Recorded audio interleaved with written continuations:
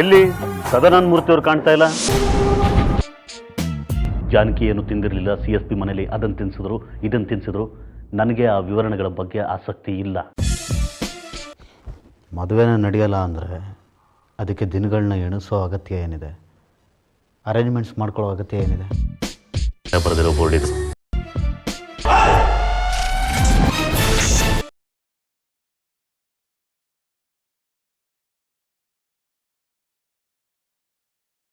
ವೀಕ್ಷಕರೇ, ನೆಲಮುಗಿಲು ಮೀಡಿಯಾ ವೀಕ್ಷಣೆ ಮಾಡ್ತಿರ್ತಕ್ಕಂತಹ ನನ್ನ ಪ್ರೀತಿಯ ವೀಕ್ಷಕರಿಗೆ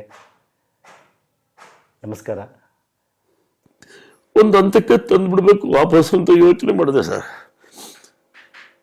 ಡಾಕ್ಟ್ರ್ ಹೇಳಿದ್ರು ಬೇಡಿ, ಕಷ್ಟ ಇದೆ ಅಂತ. ಡಾಕ್ಟ್ರ್ ಕೈ ಮುಕ್ಕೊಂಡು ಕೇಳಿದೆ, ದಯವಿಟ್ಟು ಹೇಳಿ ಸರ್, ಇಂಡಿಯಾದಲ್ಲಿ ಯಾವ ರಾಜ್ಯದ ಯಾವ ಹಾಸ್ಪಿಟ್ಲ್ ಕರ್ಕೊಂಡೋದ್ರು ನನ್ನ ಮಗ ಬದುಕೋತಾನೆ? ನಾನು ಫ್ಲೈಟಲ್ಲಿ ಕರ್ಕೊಂಡೋಗ್ತೀನಿ ಸರ್, ಏನೇ ಆಗಲಿ ನನ್ನ ಮನೆ ಮಾರ್ಬಿಡ್ತೀನಿ, 1 ಕೋಟಿ ಕೇಳೋರು ಕೊಟ್ಬಿಡ್ತೀನಿ ಸರ್, ನನ್ನ ಮಗ ನನಗೆ ಬೇಕು. ನೀವು ಪ್ರಪಂಚದ ಯಾವ ಭಾಗಕ್ಕೆ ಕರ್ಕೊಂಡೋದ್ರು ಖಂಡಿತ ಸಾಧ್ಯ ಇಲ್ಲ ನಿಮ್ಮ ಮಗ ಉಳಿಸ್ಕೊಳ್ಳೋದು. ಅವನಿಗೆ ಲಿವರ್ ಹೋಗಿದೆ, ಕಿಡ್ನಿ ಹೋಗಿದೆ, ಹಾರ್ಟಿಂದ ಬ್ಲೀಡ್ ಆಗ್ತಾ ಇದೆ. ಏನೇನೋ ಸರ್, ಬಹು ಅಂಗಾಂಗ ವೈಫಲ್ಯ ಅಂತೀವಲ್ಲ ಆ ಮಟ್ಟದಲ್ಲಿ. ಕೆಳಗೆ ಬಂದು ಉಸಿರನ್ನ ಬಿಗಿ ಹಿಡ್ಕೊಂಡು ಕೂತ್ಕೊಂಡೆ. ನಾನು ಕೂತ್ಕೋತಿರ್ಲಿಲ್ಲ, ನನಗೆ ಎದೆ ಹೊಡೆದು ಸಾಯ್ಬೇಕಾಗಿತ್ತು. ನನ್ನ ಮಗನೇ ಉಳಿಸೋನೆ ಸರ್, ನನ್ನ ಮಗನೇ ಉಳಿಸೋನೆ, ನನ್ನ ಮೊಮ್ಮಗನಿಗೋಸ್ಕರ. ಈ ನಡುವೆ ಒಂದ್ಸಲಿ ಬಂದ, ಅಪ್ಪ ಇಂಡಸ್ಟ್ರಿ ಬಿಟ್ಬಿಡ್ತಾ ಇದ್ದೀನಪ್ಪ ಅಂದ. ಬೇಜಾರಾಯ್ತೇನೋ ಅಂದೆ. ಅವಕಾಶಗಳಿದ್ದು ಸರ್, ಅವಕಾಶಗಳಿದ್ದು. ಬೇಜಾರಾಯ್ತೇನೋ ಅಂದೆ. ಇಲ್ಲಪ್ಪ ಬೇಡ, ರಾಜಕೀಯ ಅದು ಇದು ಏನೇನೋ ಹೇಳ್ದ. ಸರಿ ಏನು ಮಾಡ್ತೀವಿ ಇಂಡಸ್ಟ್ರಿ ಬಿಟ್ಬಿಟ್ಟು? ನಾನು ಭಾಳ ದಿನದ ಹೇಳ್ತಿದ್ದೆ, ಒಂದು ಪತ್ರಿಕೆ ಮಾಡೋಣ ಅಂತ. ಪತ್ರಿಕೆ ಮಾಡೋಣ ಕಣಪ್ಪ, ನಿನ್ನ ಜೊತೆ ನಾನು ಇರ್ತೀನಿ ಅಂದ. ನಾನು ಸಡನ್ನ ತೀರ್ಮಾನ ತಗೊಂಡೆ ಸರ್. ನನ್ನ ಜೀವನದಲ್ಲಿ ಎಲ್ಲ ಅದೇ ಥರ ನಾನು ಏನು ಅಂದ್ಕೋತೀನಿ ಅದು ಹಂಗೆ ತಗೊಂಡ್ಬಿಡ್ತೀನಿ. ಅಲ್ಲಿ ಮೀನಾಮೇಷ ಎಣಿಸೋದು ಇಲ್ಲವೇ ಇಲ್ಲ. ತಗೊಂಡೆ, ಆಯ್ತು ಕಣ ನಡೆಯೋ ಮಾಡೋಣ ಅಂದ್ಬಿಟ್ಟು ಜೀವನಾಡಿ ಅಂತೇಳಿ state level magazine, monthly magazine ಆರಂಭ ಮಾಡಿದ್ವು ಸರ್. ಮೊದಲನೇ ಸಂಚಿಕೆಯಲ್ಲಿದ್ದ, ಸ್ಟೇಜ್ ಮೇಲೆಲ್ಲ ಅವನೇ ಇದ್ದ.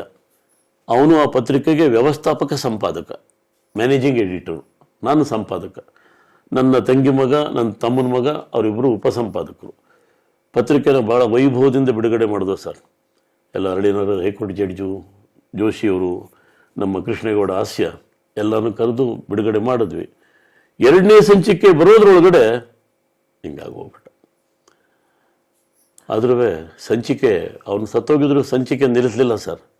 ಆ ತಿಂಗಳದ ಸಂಚಿಕೆ ತಂದು ನಾವು ಕೇಳಿ ಸರ್, ನಿಮ್ಮ ಪ್ರಶ್ನೆ ಇದ್ರೆ ಕೇಳಿ ಸರ್.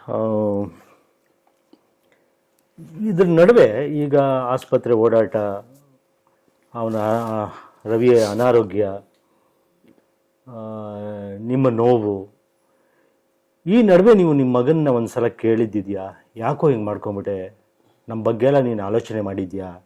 ನಿಮ್ಮಮ್ಮ, ನಾನು, ನಿನ್ನ ಮಗ, ಇಂಡಸ್ಟ್ರಿ, ನಿನ್ನ ಅಕ್ಕ ತಂಗಿದ್ದೀರು, ನಿನ್ನ ಕುಟುಂಬ, ನಮ್ಮ ಪರಂಪರೆ, ಈ ಥರದ್ದೆಲ್ಲ ಕೇಳಿದ್ರ? ಅಯ್ಯೋ, ಒಂದು ಸರ ಸರ್ ಸಂಕೋಚ ಬಿಟ್ಟು ಹೇಳ್ತೀನಿ. ನಾನು ನನ್ನ ಹೆಂಡತಿ ಇಬ್ಬರು ಅವ್ನು ಕಾಲು ಹಿಡ್ಕೊಂಡು ಕೇಳ್ಕೊಂಡು, ಸರ್ ಬೇಡಪ್ಪ ಕುಡಿಯೋದು ಬೇಡಪ್ಪ ನಿಲ್ಲಿಸೋ, ಕಾಲು ಹಿಡ್ಕೊಂಡು. ಬೆಂಗಳೂರು ಸೆಂಟ್ ಜಾನ್ಸ್ ಹಾಸ್ಪಿಟ್ಲ್ ನನ್ನ ಕಾಲು ಆಪ್ರೇಷನ್ ಆಯಿತು ಸರ್. ತಂದು ರೂಮ್ ಒಳಗೆ ಇದು ವಾರ್ಡ್ ಬಿಟ್ಟರು. ನಮಗೆ ಸೆಪ್ರೇಟ್ ವಾರ್ಡ್ ಕೊಟ್ಟಿದ್ರು. ಫೋನ್ ಮಾಡಿದೆ ಸರ್. ಫೋನ್ನ 15-16 ನಿಮಿಷ ಫೋನ್ ಮಾತಾಡಿದ್ದೀನಿ. ಏನೂ ಇಲ್ಲ, ದುಃಖ ಪಟ್ಬಿಟ್ಟು ಬೇಡಪ್ಪ ನೀನು ಕಾಲೇ ಬಿಡ್ತೀನಿ, ಬೇಡಪ್ಪ. ಅವ್ನು ಯಾವ ಮಟ್ಟಕ್ಕೆ ಆಗೋಗ್ಬಿಟ್ಟ ಅಂದರೆ ಸರ್, ಅಪ್ಪ ಅಮ್ಮ ಭಾಳ ಪ್ರೀತಿ ಅವನಿಗಿದ್ದದ್ದು. ನಾನು 2 ಬಾರಿ ಹಾಸ್ಪಿಟಲ್ ಆಪ್ರೇಷನ್ ಒಳಗಾದ್ರೂ ನೋಡೋಕ್ಕೆ ಬರಲಿಲ್ಲ ಸರ್, ನೋಡೋಕ್ಕೆ ಬರಲಿಲ್ಲ. ಅಂದಾಕ್ಷಣಕ್ಕೆ ಅವ್ನು ಕೆಟ್ಟ ಮಗ ಅಲ್ಲ, ಅಲ್ಲಿ ಯಾವ ಸ್ಥಿತಿಲಿ ಇರ್ತಿದ್ನೋ, ಈಗ ಹೋದ್ರೆ ನಮ್ಮಪ್ಪ ಏನು ಅನ್ಕೋತಾನೋ, ಈ ಥರದ ಭಯನೂ ಅವನಿಗಿತ್ತು. ಜೊತೆಗೆ ಅವನು ಅಷ್ಟು ವಹಿಸಿದ್ರು ಕೂಡ ಕೊನೆಯವರೆಗೂ ಭಯ ಆಯಿತು ಸರ್ ನನ್ನ ಬಗ್ಗೆ. ಒಂದು ಸಾರಿ ನಾನು ದೊಣ್ಣೆ ಬೆಂಡಾಗಿ ಹೋಗಿತ್ತು, ಸರಿ ಮಾಡಿಸ್ತಿದ್ದ ಯಾವುದೇ ವಿಚಾರ, 8 ದಿನ ಭಾಳ ಹಗುರವಾಗಿ ಬೈದ್ಬಿಟ್ಟ. ನಾನು ಗಾಡಿ ತಗೋಕೆ ಹೋಗಿದ್ದೆ ಕೆಳಕ್ಕೆ, ಅವ್ರು ಕೆಳಗಿದ್ರು ನಮ್ಮ ಮನೇಲಿ. ಇಂಥ ಬೈಗಳನ್ನು ನನ್ನ ಮಗ ಕಲ್ತಿದ್ದಾನ, ಹೆಂಗೆ ಕಲ್ತ್ಕೊಂಡ ಇವ ಅಂದ್ಬಿಟ್ಟು ಆ ದೊಣ್ಣೆ ನಾನು ನಡಿತೀನಲ್ಲ, ಆ ದೊಣ್ಣೆಲಿ ಒಂದೇ ಹೊಡೆದು ಸರ್ ಇಲ್ಲಿಗೆ ಪೂರ ಬೆಂಡೋಗೋಯ್ತು. ಆ ದೊಣ್ಣೆನೇ ನೋಡಿ, ಅದು ಅದೇ ದೊಣ್ಣೆ, ಅದೇ ದೊಣ್ಣೆ. ತಿರಿಕೊಂಡು ಮಾತಾಡ್ತಿರಲಿಲ್ಲ ಸರ್, ಬೈಸ್ಕೊಂಡ್ಬಿಡ್ತಿದ್ದ.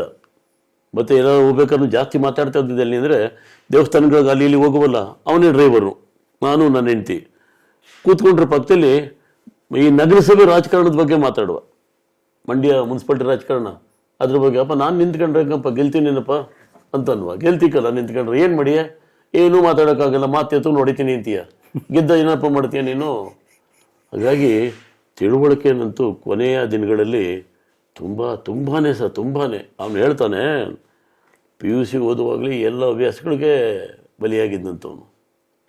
PUC 16 ವರ್ಷ ಬೆಂಗಳೂರಿನಲ್ಲಿದ್ದ ಸರ್ ಅವನು. ಮೊನ್ನೆ ಹುಡುಗ ಯಾರು ಶಿವಕುಮಾರ್ ಕಾರ್ಯಕ್ರಮನೂ ಮಾಡೋದ್ನಲ್ಲ, ಮಂಡ್ಯ ರವಿಯ ನೆನಪಿನ ಅಂಗಳದಲ್ಲಿ ಅಂತ. ನಾನು ಸೊಸೈನೆಲ್ಲ ಹೋಗಿದ್ರು, ನಾನು ಹೋಗಲಿಲ್ಲ. ನಾನು ಹೋಗಿದ್ದೀನಿ. ನಾನು ಗೆಸ್ಟಾಗಿ ಹಾಕ್ಕೊಂಡಿದ್ದ, ಯಾಕೋ ಆಗಲಿಲ್ಲ ಸರ್. ಈ ಪಾಪ ನೀವು ಮಾತಾಡುವಾಗಲೇ ನಮ್ಮ ಕೈ ದುಃಖ ತಡೆಯೋಕ್ಕಾಗಲ್ಲ.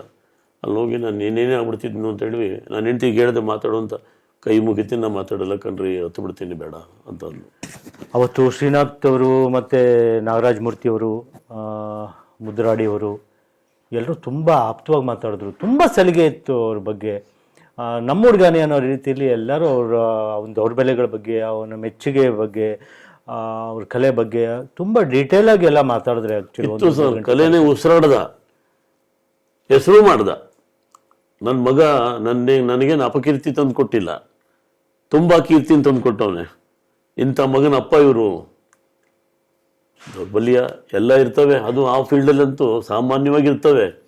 ಆದರೆ ಅದನ್ನು ಇವನು ಅತಿಯಾಗಿ ಯಾಕೆ ಮಾಡ್ಕೊಂಡು ಅಂತ. ಈಗ ನೋಡಿ, ನಮ್ಮ ಮೈಸೂರು ಅನಂತಸ್ವಾಮಿ ಮಗ ರಾಜು, ಇಂಥವ್ರು ಇವರೆಲ್ಲ ಹೋದಾಗ ನಮಗೆ ನೋವಾಗ್ತದೆ ಸರ್. ಆ ರಾಜು ಸತ್ತಾಗ ನಮ್ಮ ಮನೇಲಿ ಯಾರೋ ಸತ್ತೋಗ್ಬಿಟ್ರೇನೋ ಅಂತ ಆ ಮಟ್ಟದ ಆಲೋಚನೆಯನ್ನು, ದುಃಖನ ನಾನು ಮಾಡಿದೆ. ನಾನು ಆಗಬಾರ್ದಾಗಿತ್ತು, ನನ್ನ ಬದುಕಿನಲ್ಲಿ ಈ ಘಟನೆ ಆಗಬಾರ್ದಾಗಿತ್ತು. ಈಗ ಹೆಂಗಿದ್ರೆ ಸರ್, ನಾನು ಪ್ರಾಮಾಣಿಕವಾದ ಅನಿಸಿಕೆ, ನಾನು ಬರೀ ಉಸಿರಾಡ್ತಾ ಇದ್ದೀನಿ ಸರ್. ನಾನು ಆಗಲೇ ಸತ್ತೋಗಿದ್ದೀನಿ.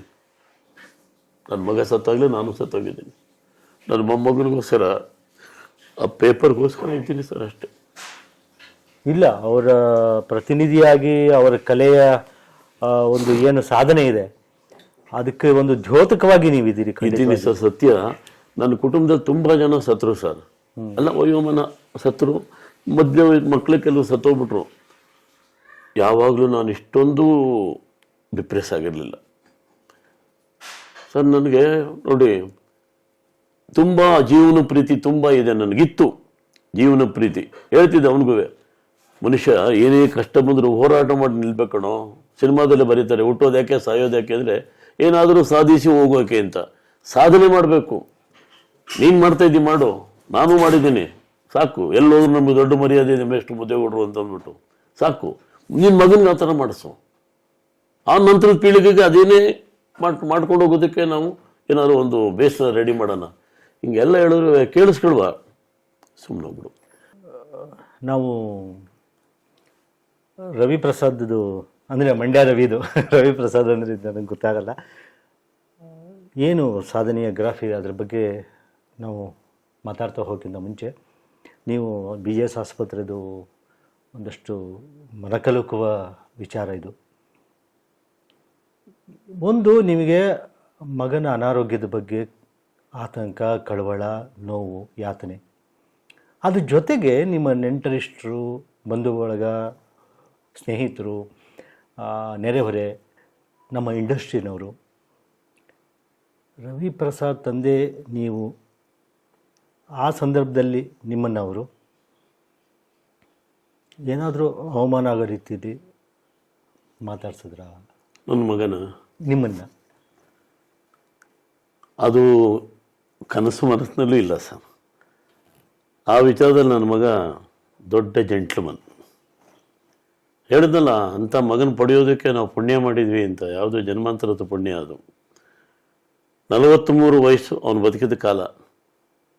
ಒಂದು ಸಣ್ಣ ಸಂದರ್ಭದಲ್ಲೂ ಕೂಡ ನನ್ನ ಎದುರು ನಿಂತು ಮಾತಾಡಿದವನಲ್ಲ, ಟೀಕೆ ಮಾಡಿದವನಲ್ಲ.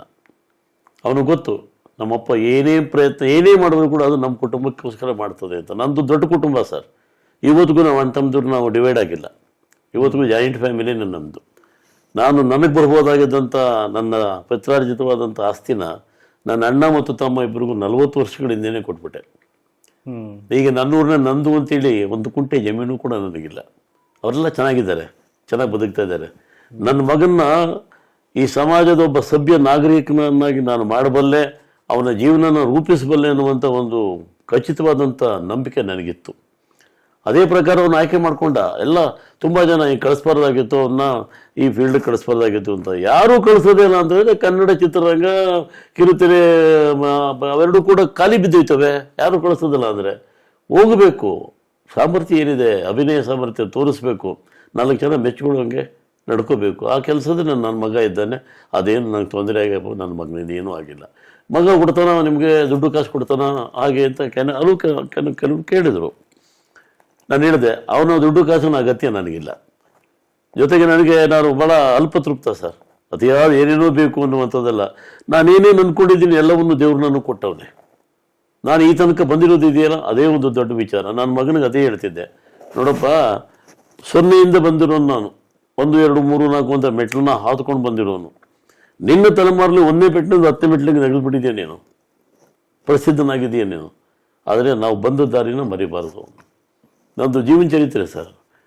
ನಡೆದ ಹಾದಿಯ ನಂಟು ಅಂತ ಒಂದು ಪುಸ್ತಕ, 650 ಪುಟಗಳ ಪುಸ್ತಕ. ಅದರಲ್ಲಿ ಒಂದು ಲೇಖನ ಇದೆ. ನೀನು ಒಂದ್ಸರಿ ಓದೆಯಾ, ನಿಮ್ಮಪ್ಪನ ಕಥೆ ಏನು ಅಂತ ನಿನಗೆ ಗೊತ್ತಿಲ್ಲ, ಒಂದ್ಸರಿ ಇಡೀ ಪುಸ್ತಕವನ್ನು ನೀನು ಓದು. ಅವನು ಓದತ್ತ ಓದಿ ಭಾಳ ನೊಂದುಕೊಂಡು ಅವನು ಕೂಡ ಕಣ್ಣೀರು ಹರಿಸವನೆ. ಯಾವಾಗ ನನಗೆ ವಿರುದ್ಧವಾಗಿ ಅವನಿದ್ದ ಅಂದರೆ ವಿರುದ್ಧ ಅಲ್ಲ ಅದು, ಬಹುಶಃ ಅವನು PUC ಓದ್ತಾ ಅಂತ ಕಾಣಿಸ್ತದೆ.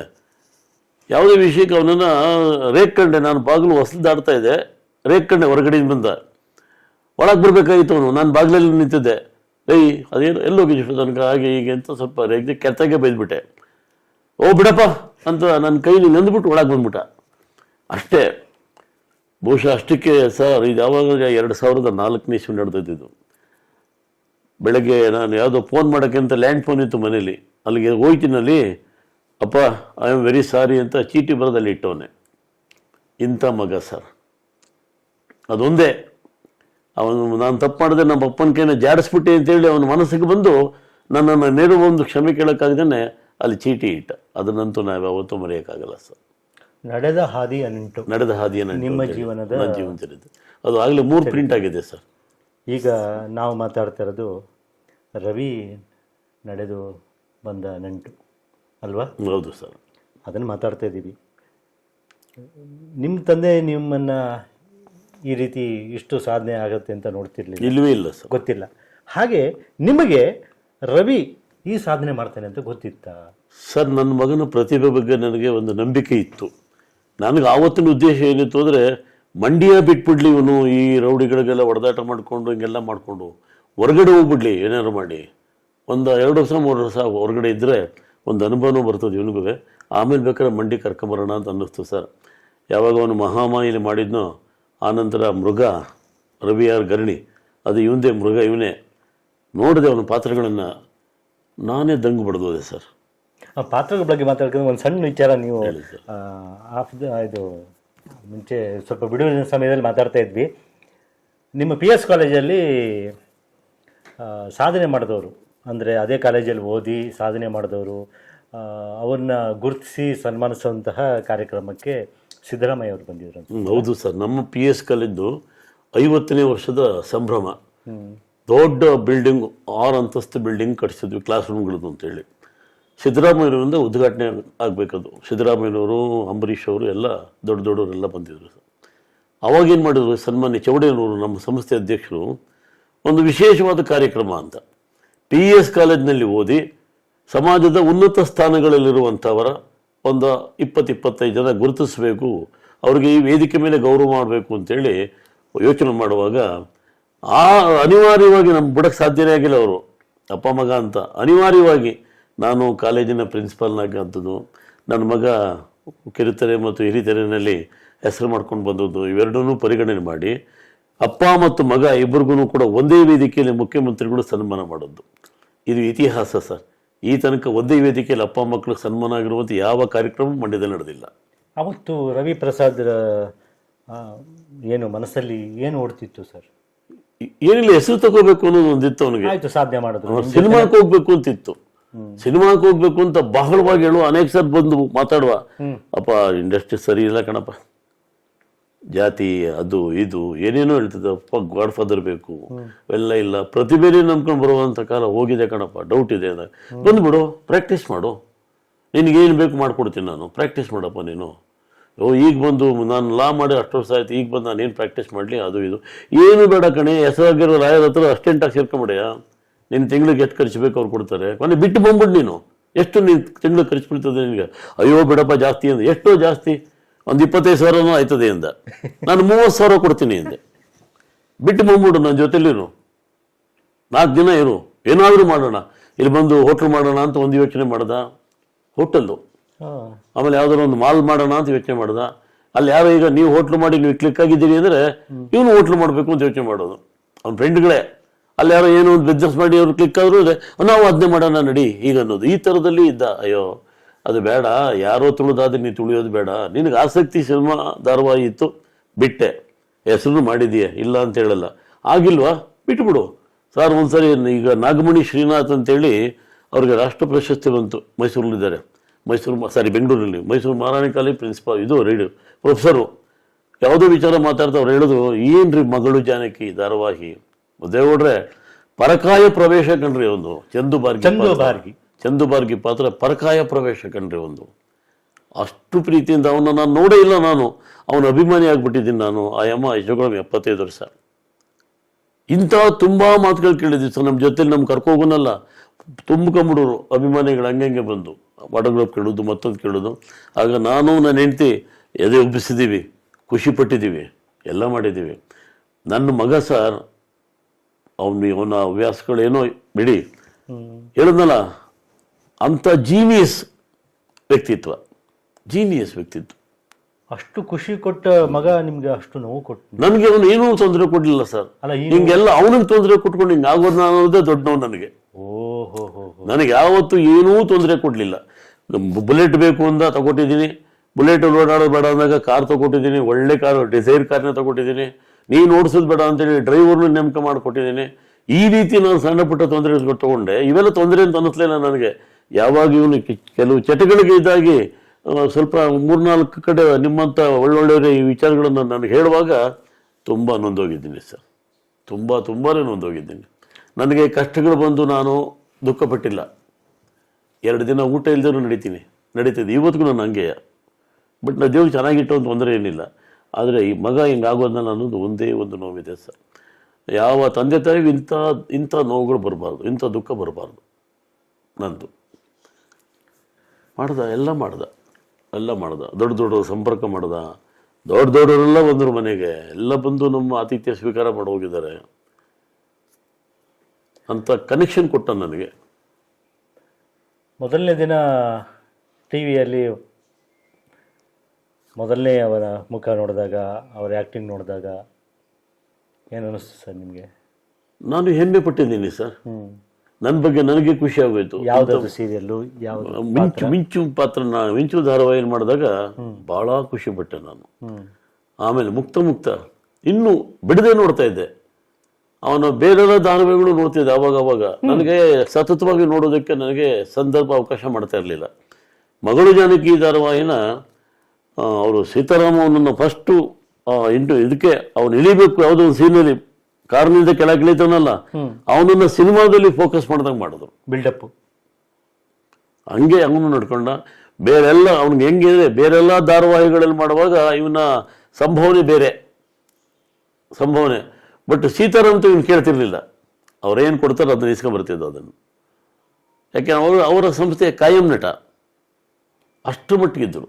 ಅವತ್ತು ಅವ್ರ ದುಃಖನ ಹೇಳಿದಲ್ಲ ಸರ್, ಆ ಥರ ದುಃಖನ ಅಪ್ಪ ಈ ರೀತಿ ಅಟ್ಯಾಚ್ಮೆಂಟ್ ಒಬ್ಬ ನಿರ್ದೇಶಕರಿಗೂ ಒಬ್ಬ ನಟನಿಗೂ ಇತ್ತು ಅಂತಂದರೆ, ಅವನು ನಿನಗೋಸ್ಕರ ಒಂದು ಸ್ಕ್ರಿಪ್ಟ್ ರೆಡಿ ಮಾಡಿದ್ದೀನಲ್ಲೋ ಅಂತೇಳಿ ಕಣ್ಣೀರು ಹಾಕೊಂಡು ಮಾತಾಡ್ಬಿಟ್ರು ಸರ್.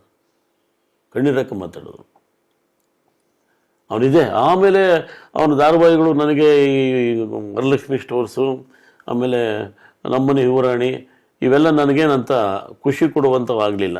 ಹಾಗೆ ಅದು ನಾಗಮಣಿ ಶ್ರೀನಾಥ್ ಅಂತ ಹೇಳಿದ್ನಲ್ಲ, ಆ ನಮ್ಮನೆ ಯುವರಾಣಿ ಪಾತ್ರ ನೋಡಿ ಅವರೇ ಒಂದು ಸರ್ ಫೋನ್ ಮಾಡಿದ್ರು ನನಗೆ, ನಿಮ್ಮ ಮಗ ಮಾಡೋ ಪಾತ್ರ ಅಲ್ಲ ಸರ್ ಅದು, ಅಂದರೆ ಅಲ್ಲೆಲ್ಲ ಈ ಮಟಕ ಥರ ಮಾಡ್ಕೊಂಡು ಮೋಸ ಮಾಡ್ತಾನಲ್ಲ, ಅಲ್ಲಿ ಒಂದು ಸೀನು ಅವ್ರಿಗೆ ಕೊಡ್ತಾನಲ್ಲ ದುಡ್ಡ, ಆ ಸೀನ್ ನೋಡ್ಬಿಟ್ಟು ನನಗೆ ಹೇಳಿದ್ರು ಅದನ್ನು.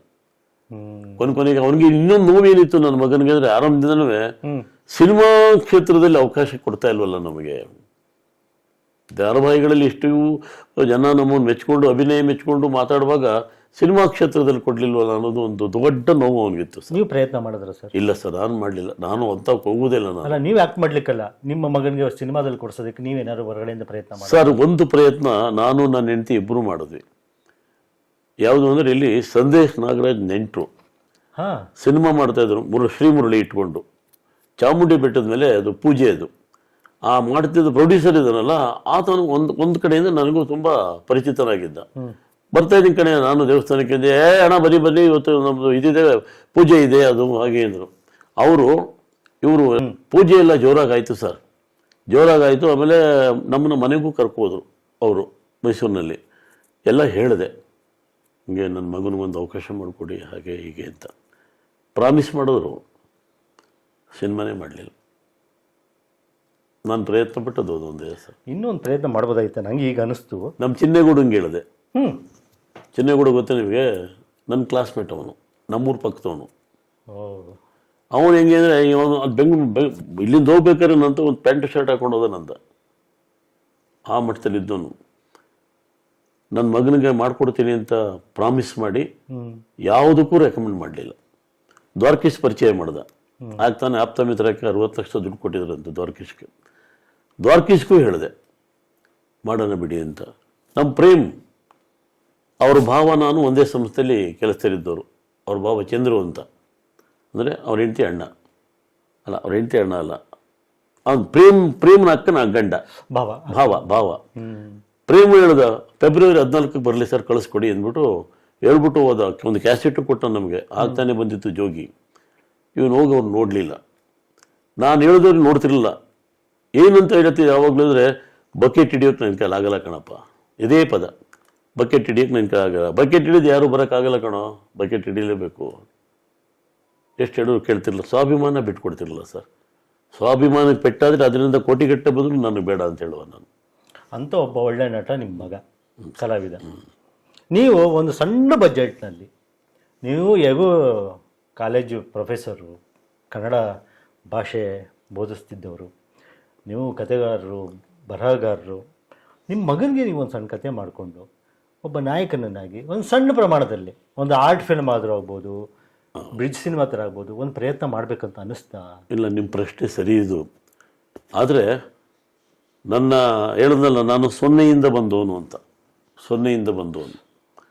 ಇಡೀ ನನ್ನ ಕುಟುಂಬನ ಹೆಗಲು ಕಟ್ಕೊಂಡು ಹೋರಾಟ ಮಾಡಿದವನು, ಇವತ್ತಿಗೂ ಮಾಡ್ತಾ ಇರೋನು. ಇಡೀ ನನ್ನ ಕುಟುಂಬ ಅಂದರೆ ಅಪ್ಪ, ಅಮ್ಮ, ಅಜ್ಜಿ, ತಾತ, ನನ್ನ ಅಣ್ಣ, ತಮ್ಮ, ನನ್ನ ತಂಗಿಯಂದಿರು, ಅವ್ರ ಸಾವು ನೋವು, ಅವ್ರ ಮದುವೆ ಮುಂಜಿ, ಇವೆಲ್ಲದರಲ್ಲಿ ಇಡೀ ನನ್ನ ದೇಹ ಸೌದೋಗಿದೆ ಸರ್. ಇಷ್ಟು ಇದನ್ನೆಲ್ಲ ಬಿಟ್ಟು ನಾನು ಸಿನಿಮಾ ಮಾಡುವಷ್ಟು ಬಜೆಟ್ ನನ್ನ ಹತ್ರ ಯಾವತ್ತೂ ಇರಲಿಲ್ಲ. ಏನು 5 ಲಕ್ಷ 10 ಲಕ್ಷದ ಸಿನಿಮಾ ಆಯ್ತದ? ಸಾಧ್ಯ ಆಗಲ್ಲ. ಅದು ನನ್ನ ಮಗನೂ ನಿರೀಕ್ಷೆ ಮಾಡ್ತಿರಲಿಲ್ಲ ಯಾವತ್ತೂ. ಅದು ಅದು ಅದು ದಟ್ಸ್ ಮೈ ಲಿಮಿಟೇಷನ್. ಅದು ಏನೂ ಮಾಡೋಕ್ಕಾಗಲಿಲ್ಲ. ಅದನ್ನು ಆ ಥರದ ಆಲೋಚನೆಯೂ ಮಾಡಲಿಲ್ಲ. ಅದು ಒಂದು ಮಾತು ಹೇಳಿದೆ ಕೊನೆಗೆ ಹೇಳಿದೆ ಒಂದು ಮಾತು, ಇದು ಹೇಳಬೇಕು. ಇದನ್ನು ಕ್ರೈಮ್ ಸ್ಟೋರಿ ಬರ್ತಾಯಿತ್ತು. ದೀಪಕ್ ಅಂತ ಪ್ರೊಡ್ಯೂಸರು, ಇವನು ಆ್ಯಂಕರಿಂಗು. ಅವನ ಆ್ಯಂಕರಿಂಗ್ಗೆ ಸ್ಟೇಟ್ ಅವಾರ್ಡ್ ಕೂಡ ಬಂತು. ನನ್ನ ಮಗನ ನೋಡೋಕ್ಕೆ ಯಾರೋ ಹೇಳಿದ್ರು, ನನ್ನ ಮಗ ಬನಶಂಕರಿಲಿದ್ದ, ಶ್ರೀನಾಥ್ ಮನೆಯಿಂದ ಸ್ವಲ್ಪ ಮುಂದಕ್ಕಾದಂಗೆ. ಆ ಮನೆ ಮಾಲೀಕರು ಒಳ್ಳೆ ಹೆಂಗಸು. ಕೆಳಗಡೆ 3 ಮನೆ ಬೇರೆ ಬೇರೆಯವ್ರು ಬಾಡಿಗೆ ಕೊಟ್ಟಿದ್ರು, ಇವನೊಂದು ಬಾಡಿಗೆ ತೊಗೊಂಡಿದ್ದ. ಅವರು ಫೋನ್ ಮಾಡೋರು ಒಂದು ಸರಿ ನನಗೆ, ಬನ್ನಿ ಸರ್, ಒಳ್ಳೆ ಹುಡುಗ ಹಾಳಾಗೋಗ್ಬಿಡ್ತವನೆ, ಬನ್ನಿ. 9 ಗಂಟೆ ಆಯಿತು ಅಂದರೆ ಒಂದು ಗುಂಪೇ ಬರ್ತದೆ, ಕರ್ಕೋಯ್ತದವನ್ನ. 12 ಗಂಟೆ ರಾತ್ರಿ ಬಂದು ಬಾಗಿಲು ಬಡಿದನ್ನು ಗೇಟ್ ಹೊಡಿತಾರೆ ಅಂತು. ಆತಂಕಕ್ಕೆ ಬಿದ್ದೋದವು ಸರ್. ಆವತ್ತೇ ನನ್ನ ಮಗನ ಬಗ್ಗೆ ಒಂದು ಕಂಪ್ಲೇಂಟ್ ನಾನು ಕೇಳಿದ್ದು. ತಕ್ಷಣ ನಾನು, ನನ್ನ ಹೆಂಡತಿ, ನನ್ನ ಸೊಸೆ ಎಲ್ಲ ಹೋದ್ವಿ. ಮಗ ಇಲ್ಲ ಅಲ್ಲಿ ಇಲ್ಲವೇ ಇಲ್ಲ. ಫೋನ್ ಮಾಡಿದ್ವಿ, ಫೋನ್ ಎತ್ತಾ ಇಲ್ಲ. ಮತ್ತೆ ಫೋನ್ ಮಾಡಿದ್ವಿ, ಫೋನ್ ಎತ್ತಾ ಇಲ್ಲ. ಕೊನೆಗೆ ಗೊತ್ತಾಗೋಯ್ತು ಅವನಿಗೆ. ಅವ್ನ ಹೆಂಡತಿ ಹೇಳಿದಂತೆ, ಬರ್ತಾಯಿದ್ದೀವಿ ಅಪ್ಪ, ನಾವೆಲ್ಲ ಬರ್ತಾಯಿದ್ದೀವಿ ಅಂತ. ಆ ದೀಪಕ್ಕನ್ನು ನಿದ್ದಲ್ಲ ಪ್ರೊಡ್ಯೂಸರು, ಅವ್ನಿಗೆ ಹೇಳೋನೆ, ನಮ್ಮ ಅಪ್ಪ ಅಮ್ಮ ಬಂದಿದೆ, ಅಲ್ಲಿ ನನ್ನ ಮನೆ ಹತ್ರ ಇದ್ದಾರೆ, ಅವ್ರು ಕರ್ಕಬ ಅಂತ. ಅಲ್ಲಿ ಯಾವುದೋ ಒಂದು ಮನೆ ಸರ್ ಅದು. ಆ ಮನೆಯೊಳಗೆ ಅವನನ್ನು ಬಿಟ್ಬಿಟ್ಟು ಅವ್ರು ಪಾರ್ಟಿ ಮಾಡೋಕ್ಕೆ ಒಬ್ಬನೇ. ಕುಂತವನೇ ಹಿಂಗೆ ಬಂದರು, ಆ ಕಾರ್ನೇ ಬಂದರು, ಟಾಟಾ ಸುಮೋ ಕಾರ್ ತಗೊಂಡು. ಸಿನಿಮಾದಲ್ಲಿ ಆದಂಗೆ ಆಗೋಯ್ತು ಸರ್ ಕತೆ ಇದು. ಎಲ್ಲಿದ್ದಾನೆ ನನ್ನ ಮಗ ಅಂತ ನಾನು ಹೆಂಡ್ತಿ ಮುಡ್ಕೊಳ್ಳೋ ಶುರು ಮಾಡಿಬಿಟ್ಲು. ಅಮ್ಮ ಯೋಚನೆ ಮಾಡಿ, ನಿಮ್ಮ ಮಗ ಇರೋ ಕಡೆಗೆ ಕರ್ಕೊಯ್ತೀನಿ, ನೀವು ಬನ್ನಿ ಅಂತ ಸಿನಿಮಾ ಕತೆ ಇದ್ದಂಗೆ ನಮ್ಮನ್ನು ಕರ್ಕೊಂಡೋದ್ರು. ಅದು ಅಕ್ಕಪಕ್ಕದ ಮನೆಗಳೇ ಇಲ್ಲ, ದೊಡ್ಡ ಬಡಾವಣೆ ಅದು. ಹೋದರೆ ಒಳಗಿಂದ ಕರ್ಕೊಂಬತ್ತವ್ರು ಈಚೆಗೆ, ಆಗಲೇ ಹಣ್ಣಾಗೋನೆ. ಏನಪ್ಪ ನನ್ನ ಮಗನ ಹಿಂಗೆ ಹಾಳು ಮಾಡೋಕ್ಕೆ ಕರ್ಕೊಂಬಂದ್ರ ನೀವು? ಸರ್ ಬೇಡ ಅಂತ ಸರ್, ಅವನೇ ಇದು ಮಾಡ ಕೂಡ ಹಾಕ್ಬಿಟ್ಟು ನೀವು ಬಂದು ನಾನು ಕರ್ಕೊಂಬತ್ತೀನಿ ಅಂತಂದರೆ ಸೈಕಲಲ್ಲಿ ಓದಿದ್ದೀನಿ ಕಣ್ರಿ ನಾನು. ನನಗಿದ್ದೇನೆ ಹೇಳ್ಬೇಡಿ ನೀವು. ಬಂದ ಹೊರಗಡೆಗೆ ಅಬ್ಬೋ ಅಂತ ತುಪ್ಕೊಂಡ, ಕಾಲಿಗೆ ಬಿದ್ದ, ಎಲ್ಲ ಹತ್ತ. ನಮ್ಮಪ್ಪನ ಬಿಡೋದಿಲ್ಲ ನಾನು. ಸರಿ ಬಿಡಪ್ಪ ತಗೆ. 1 ಗಂಟೆ ಕೂತಿದ್ದು, ಸ್ವಲ್ಪ ಸತರಣೆ ಆದಮೇಲೆ ಮುಂದಕ್ಕೆ ಬಂದು ಮೇನ್ ರೋಡ್ಗೆ ಅವ್ನ ಹೆಂಡ್ತಿಗೊಂದು ಮೊಬೈಲ್ ತಗೊಟ್ಟ. ಸರ್ ಬೀದಿಲಿ ನಿಲ್ಸ್ಕೊಂಡು ಪುಟ್ಟ ಮಕ್ಳಿಗೆ ಮುತ್ತಿಟ್ಟೆ ಕಾರ್ ನಿಲ್ಸ್ಕೊಂಡು. ಬೇಡಪ್ಪ ಇದೆಲ್ಲ ಬೇಡ ಕೊಡು. ನಮ್ಮ ಕುಟುಂಬದಲ್ಲಿ ಕುಡಿಯೋರು ಅವರೇ, ಆದರೆ ಈ ಥರ ಯಾರೂ ಅಂಟ್ಕೊಂಡಿರಲ್ಲಪ್ಪ, ಬೇಡ ಕಡೆ ಕೈ ಮುಗಿತೀನಿ. ಇಲ್ಲ ಕಂಬಿಡಪ್ಪ, ಅದು ಎಲ್ಲೋ ಹೋಗಿದ್ದೋ ಊಟ ಮಾಡೋದು ಹಂಗೆ ಏನೇನೋ ಅಂತ ಗೊತ್ತಾಯ್ತು ನನಗೆ. ಸರಿ ಇದಾಗಿ 1 ವಾರ ಆಗಿರ್ಬೋದು ಸರ್. ಮಂಡಿಗೆ ಬಂದಿದ್ದ. ಆ ದೀಪಕ್ ಕಾರ್ ತಗೊಂಡು ಮನೆ ತಕ್ಕ ಬಂದ್ಬಿಡೋದ ಏನ್ರಿಂದ ಅಟಗಾಲಿ ಅವ್ರ ಬಗ್ಗೆ ನನಗೆ ಅವರ್ಷನ್ ಕ್ರಿಯೇಟ್ ಆಗಿತ್ತು. ಆಮೇಲೆ ಅದು ಮಧ್ಯದಲ್ಲಿ ನಾನು ಕರ್ಕೊಂಡೋಗಿ ಅವಾರ್ಡ್ ಬಂದಿತ್ತಲ್ಲ, ರಾಜ್ಯ ಪ್ರಶಸ್ತಿ ಆ್ಯಂಕರಿಂಗ್ಗೆ, ಅದನ್ನು ಕೊಟ್ಟ. ನಿಮ್ಮ ಮೇಲಿದೆ ಅದು, ಅವಳ ಮನೆ ಮಡಿಕೊಂಡಳೆ ನೋಡಿ, ಅದನ್ನು ಇಸ್ಕೊಂಡ್ಬಂದಿದ್ದು ಎಲ್ಲ ಆಯಿತು. ದೊಡ್ಡ ಮನೆ ಅವಂದುವೆ, ಒಳ್ಳೆ ಹೆಂಡತಿ ಮಕ್ಕಳು. ಬಂದ ನಮ್ಮ ಮನೇಲಿ ತಿಂಡಿ ತಿಂದ. ಸರ್ ಹುಣಸೂರಿನಲ್ಲಿ ಶೂಟಿಂಗ್ ಇದೆ, ಹೋಗ್ತಾಯಿದ್ದೀವಿ, ಅಲ್ಲಿ ಕರ್ಕೊಂಡು ಹೋಗ್ತಾಯಿದ್ದೀವಿ. ಆ್ಯಂಕರಿಂಗ್ ಅಲ್ವಾ ಒಂದು, ನೀವು ನೆಕ್ಸ್ಟ್ ಡಬ್ ಮಾಡೋದು. ಈಗ ಅಲ್ಲೇ ಯಾಕವನು ಅಲ್ಲಿ ಯಾರೋ ಪಾತ್ರಧಾರಿ ಕೈ ಕೊಡ್ತವನೆ ಸರ್, ಅದಕ್ಕೆ ರವಿಯವ್ರನ್ನೇ ಬಳಸ್ಕೊತಾ ಇದ್ದೀವಿ. ಫ್ರೀ ಅಲ್ಲ ಸರ್, ಸಂಭಾವನೆ ಕೊಡ್ತೀವಿ. ನೀನು ಸಂಭಾವನೆ ತಗೊಂಡು ಎಲ್ಲ ಹೆಸರಿತೆಗೆ. ನನ್ನ ಮಗ ಬಂದವನೇ 4 ದಿನ ಇರಲಿ ಹೋಗಿ ಅವ್ನು ಹೆಂಡತಿ ಮಕ್ಕಳ ಜೊತೆಲಿ. ಏನೋ ನಾನು ಹಿರಿಯರಾಗಿ ಏನು ಹೇಳಬೇಕಾದ್ರೆ ಇವನೇ ಕೇಳಲಿಲ್ಲ. ಇಲ್ಲ ಕಣಪ್ಪ ತೊಂದರೆ ಆಗ್ತದೆ ಅವರಿಂದ, ಅವ್ರಿಗೆ ನಾನು ಬರ್ತೀನಿ ಅಂದ್ಬಿಟ್ಟು ಹತ್ಕೊಂಡು ಹೋದ. ಸಂಜೆಗೆ ಬಂದ. ಆಯಿತು, ಹುಡುಗ ಹೊಂಟೋದವನು, ದೀಪಕ್ಕೂ ಡ್ರೈವರ್ ಹೊರಟೋದು. ಒಂದು 15 ದಿನ ಆಗಿದೆ ಸರ್, ಇವನು ಬಂದವನೇ ಶೂಟಿಂಗ್ಗೆ. ಆ ದೀಪಕ್ಕನ್ನು ಪಾಯ್ಸನ್ ತೊಗೊಂಡ್ಬಿಟ್ಟವನು, ಪ್ರೊಡ್ಯೂಸರು. ಪಾಯ್ಸನ್ ತೊಗೊಂಡು ಔಟು. ಏನು ಒಂದು 35 ವರ್ಷ ಇರ್ಬೋದು ಸರ್ ಆಗ ಅವನಿಗೆ. ಅವ್ನು ಡೆಡ್ ಬಾಡಿ ಮನೆ ತವಿದೆಯಂತೆ. ಇವನು ಸುದ್ದಿ ಹೋಗಿದೆ. ಏನು ಕಾರಣ ಅದು ಯಾವ ಥರದಲ್ಲಿ ಬಂದು ಹೇಳ್ತಾರೋ ಅವರು. ಬಂದು ನಿಲ್ಲಿಸೋನು, ಇಲ್ಲಿ ಬೇಕು ಕೊಡೋದಕ್ಕೆ ಅಲ್ಲಿ ಗಂಟೆ ಹೋಯ್ತಂತೆ ಕಾರದು. ಹೋಗ್ಬಿಟ್ಟು ಓಡೋ ದೀಪಕ್ಕೂ ಅಂದ್ಕೊಂಡು ದೊಡ್ಡ ದನಿ ತಗೊಂಡು ಅವ್ರ ಹೆಂಡತಿ ಮಕ್ಳು ಹೇಳ್ತಾಯಿಲ್ಲ ಹಂಗೆ. ಆ ಮಟ್ಟಕ್ಕೆ ಎದೆ ಮೇಲೆಲ್ಲ ಬಿದ್ದು ಅತ್ತ ಅನ್ನೋ ಸುದ್ದಿನ ನನಗೆ ಕೊಟ್ಟರು. ಅವ್ನು ಸತ್ತದಕ್ಕೆ ಆ ಮನುಷ್ಯ ನನಗೆ ನೋವಿದೆ. ನನ್ನ ಜೊತೆಲಿ 2 ಸಾರಿ 3 ಸಾರಿ ಮಾತಾಡಿದವನು. ನಮ್ಮ ಮನೇಲಿ ಒಂಚೂರು ತಿನ್ಕೊ ಹೋಗಿದ್ದವನು. ಯಾಕೆ ಸತ್ತಾಗೋಯ್ತು ಬಿಡಿ. ನೆಕ್ಸ್ಟ್ ಏನು ಮಾಡಿದೆ ಅವನಿಗೆ, ಬರೆಯಲಿ ಒಂದು ಪ್ರಾಜೆಕ್ಟ್ ನಿನಗೆ ಕೊಡ್ತೀನಿ, ಚಾಲೆಂಜ್ ತಗತೀಯಾ ಅಂದೆ. ಏನಪ್ಪ? ಕ್ರೈಮ್ ಏನೋ ಮಾಡ್ತಿದ್ದ ದೀಪಕ್ಕು, ಅದನ್ನು ನೀನು ಕಂಟಿನ್ಯೂ ಮಾಡು. ನಮ್ಮನ್ನ ಎದುರಿಸ್ತದೆ ಸರ್. ಅಯ್ಯೋ ಅದೆಲ್ಲಪ್ಪ ಮಾಡೋಕ್ಕಾಗ್ತದೆ, 20-30 ಲಕ್ಷ ದುಡ್ಡು ಬೇಕು ಅಡ್ವಾನ್ಸ್ ಆಗಿ ಅಂತ. ಹೌದಾ, ನಾನು ಕೊಡಿಸ್ತೇನೆ. 30 ಲಕ್ಷ ತಾನೆ ನಿನಗೆ ಬೇಕು, ನಾನು ಕೊಡಿಸ್ತೀನಿ. ಹೆಂಗೆ ಕೊಡ್ತೀನಿ ನೀನು? ಜನ ಅವರೇ ಸರ್, ಆತ್ಮೀಯರು, ಬಿಸ್ನೆಸ್ ಮನ್ಗಳ ಜನ ಅವರೇ. 5-5 ಲಕ್ಷ ರೂಪಾಯಿ ಒಬ್ಬೊಬ್ಬನ ತಗೋ, 6 ಜನ ಸೇರ್ಕೋತೀವಿ.